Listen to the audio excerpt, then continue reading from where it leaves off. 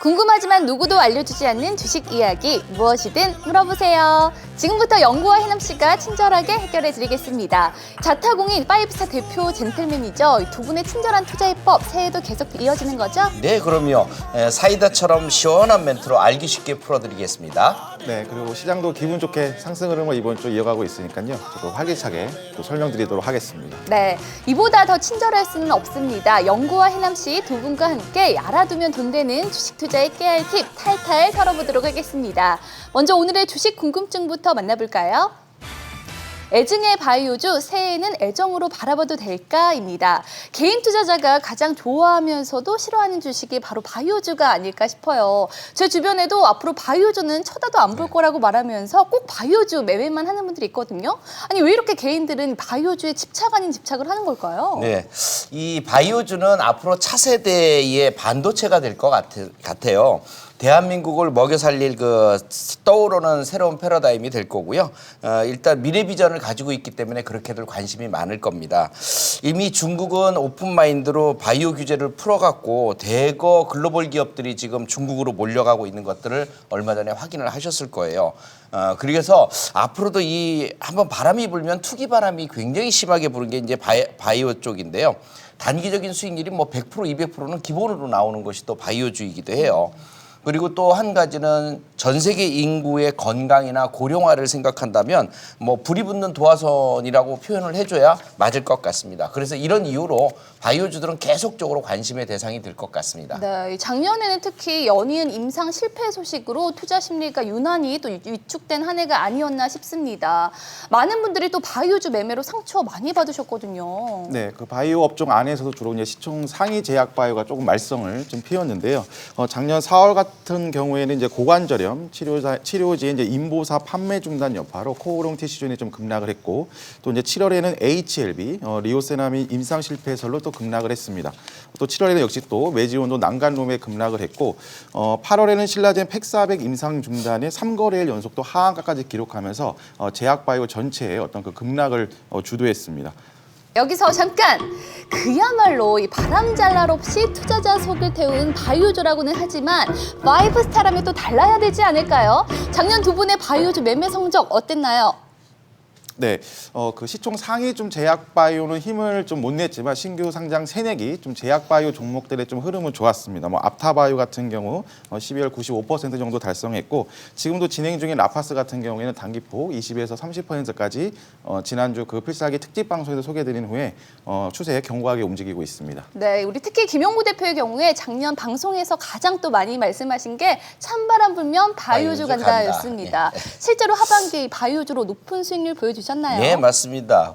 바이오주들 숱하게 많은 종목들이 있지만 그 중에서도 대표되는 종목들이 알테오젠 3만 원 선 매수해갖고 7만 7천 원까지, 젠백스 2만 원 선 매수해서 4만 3천 원까지, 넥스트 사이언스 4천 원 매수해서 13,700원까지 엄청난 수익률들이 나왔죠. 앞으로도 이런 수익률은 올해도 계속될 것 같습니다. 예. 네, 역시 그래서 또 다들 5스타 하는 것 같습니다. 그렇다면 바이오주가 작년에 부진을 털고 새해에는 새로운 모습 보여줄까요? 올해의 첫 모멘텀은 JP모건 헬스케어 컨퍼런스였습니다. 국내 제약 바이오 업체가 대거 참여를 하면서 또 기대를 모았는데요. 그래서일까요? 이 바이오 섹터 특히 연초에 좀 강한 것 같아요. 네, 제약 바이오 업종 자체뿐만이 아니라 전체 좀 지수가 좀 올라오고 있는 구간이고, 또 업종 자체적으로는 가장 대표적이고 또 중요한 일정이기 때문에 좀 모멘텀을 확보한 상태입니다. 하지만 앞서 말씀드린 대로 좀 시총 상위 제약 바이오는 조금 밑에 좀 두시고, 오히려 좀 살아있는, 그리고 좀 때가 묻지 않는 신규 상장, 그리고 또 좀 신약 개발 중심으로 해서 중소형 제약 바이오에 집중하실 필요가 있겠습니다. 네, 그렇다면 수익에 목마른 투자자에게 새해 바이오주가 시원한 오아시스가 되어줄 수 있을까요? 2020년 바이오주 향방에 대한 두 분의 의견 확인해 보도록 하겠습니다. 고 스탑 결정해 주시죠. 네, 두 분 다 그 같은 의견 주셨는데 올해 바이오주 사랑해도 되는 걸까요? 상처 안 주겠죠? 네, 그럴 것 같습니다.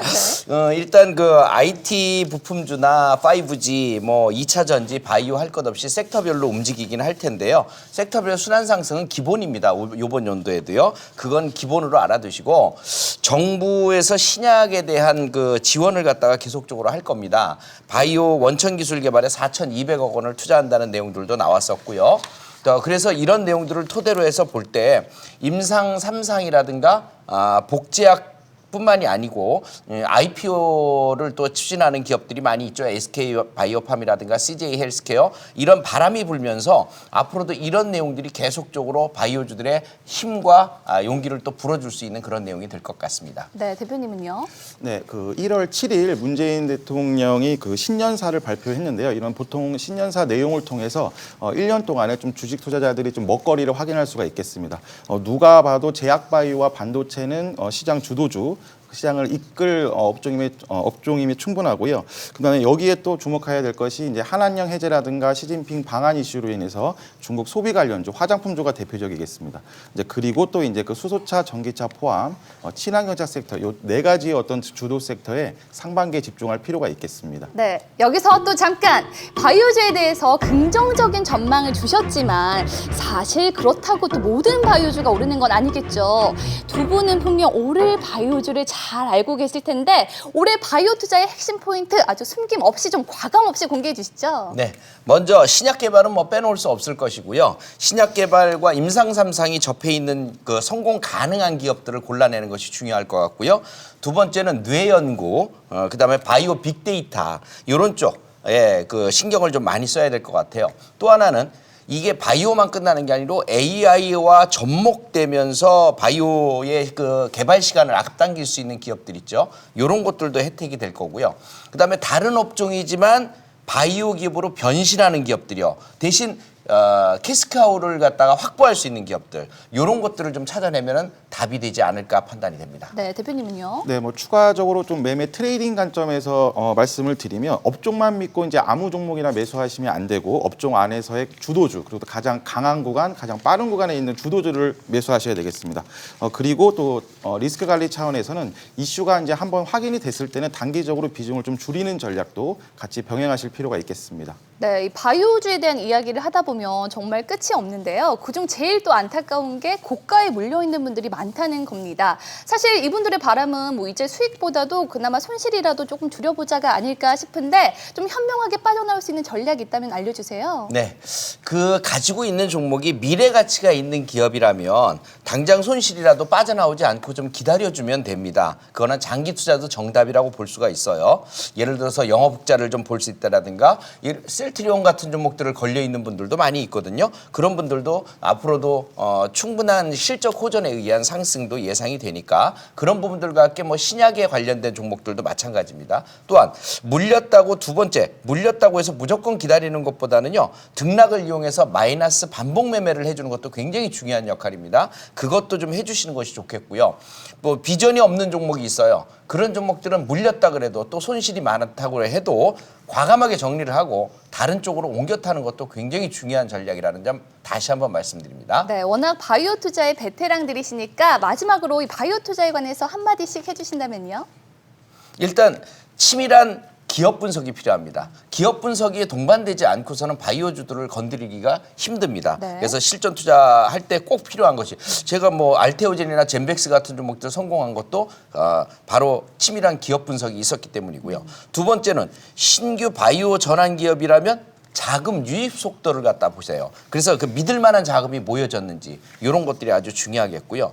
그다음에 정보와 지금 재료죠. 재료와 패턴이 겸비해 준다면 그것은 금상첨화가 될 것입니다. 네, 대표님은요? 네, 그 방송에서 기회비용이라는 키워드를 많이 좀 강조드리고 있는데요. 개인 투자자 입장에서는 좀 투자금이 제한적이기 때문에 좀 회전율 극대화하기 위해서는 가장 강한 구간에 있는 종목들을 집중할 필요가 있겠습니다. 이제 뭐 코스닥 기준 700선까지 넘어지면 본격적인 뭐 섹터별 수남의 상승장까지 나오기 때문에 실시간 톡방에서 장중에서 실시간으로 같이 또 포트를 구성하는 시간도 갖도록 하겠습니다. 네, 두 분이 있어서 올해도 아주 든든할 것 같습니다. 지금까지 새해 바이오주 공략법에 대한 이야기 나눠봤고요. 주식에 대한 모든 궁금증 5스타 무료 톡방에 남겨주시면 됩니다. 참여 원하시는 분들 어떻게 하면 되죠? 샵 3232로 문자를 보내주시면 참여 안내 도와드리겠습니다. 네, 그리고 유튜브 SBS CNBC 증권 필살기에 댓글 남겨주시면 친절하게 저희가 해결해드리도록 하겠습니다. 네, 많이 남겨주세요. 그리고 저는 곧 이어서 종목 투자 별점으로 다시 인사드릴 테니까요. 채널 고정해 주시고요. 친절한 영구와 해남씨 5스타 두 분과 함께 내일 더 부자 되세요. 부자 되세요.